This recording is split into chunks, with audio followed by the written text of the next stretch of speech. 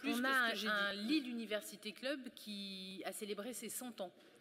Nous étions tous heureux, les Lillois, de voir que le 3e plus grand club omnisport de France compte encore aujourd'hui dans la métropole, malgré toutes ces difficultés, et a encore 8500 adhérents avec des sections amateurs, mais aussi des sections d'élite, dont le water-polo, notamment le handi-basket, le badminton ou le hockey sur gazon.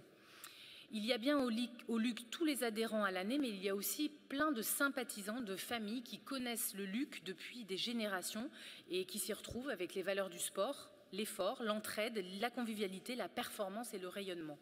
Pourtant, vous l'avez rappelé brièvement tout à l'heure, le LUC est face à de nombreux défis depuis quelque temps. Le départ du clubhouse et de certaines installations de l'université qui a obligé le club à réduire la valeur financièrement et à faire beaucoup d'efforts de restructuration des équipes et de modernisation. Un après-Covid qui a été très douloureux avec l'accès restreint aux infrastructures de l'université et une convention d'occupation qui a été remise sur la table tous les 2 ans avec un loyer qui a doublé en 10 ans. 240 000 € par an aujourd'hui contre 120 000 à l'époque. Et puis un nombre croissant d'étudiants qui réduit la disponibilité des créneaux pour le grand public et une professionnalisation des sections qui finalement coûte plus cher.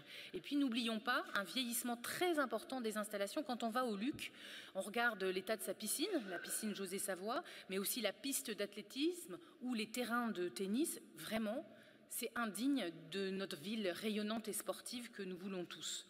Donc ces défis, l'équipe du LUC les surmonte. Ils deviennent aujourd'hui des véritables handicaps quand même pour envisager finalement un avenir durable. Vous avez parlé des difficultés de l'université et au moins avec la nouvelle présidence, on a ressenti des nouveaux partenariats qui commencent à se renouer et un dialogue sur la façon d'envisager l'avenir. Donc entre l'université et le LUC, ça avance. On réfléchit à une convention qui va passer de 2 ans à peut-être 5 ans, si et seulement si le LUC arrive à honorer ses arriérés de factures de loyer à l'université.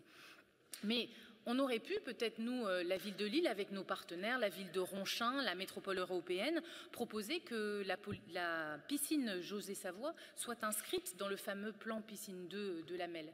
On aurait pu proposer ça à l'université, travailler ensemble. On aurait pu faire une table ronde avec la métropole, la région qui sont concernés par le sport, avec l'université et avec le LUC. Tout cela, ce n'est pas fait.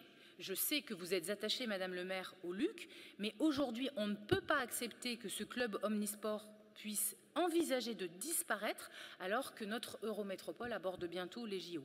Donc, ma question est simple. Au-delà des intentions de la ville de Lille, quelle est l'action de la ville de Lille et de la métropole, puisque vous en êtes plusieurs vice-présidents, sur le projet stratégique à 5 ans, 10 ans du Lille Université Club, qui fait la fierté de notre ville et aussi qui est une réelle utilité pour le développement de notre politique sportive à Lille. Je vous remercie.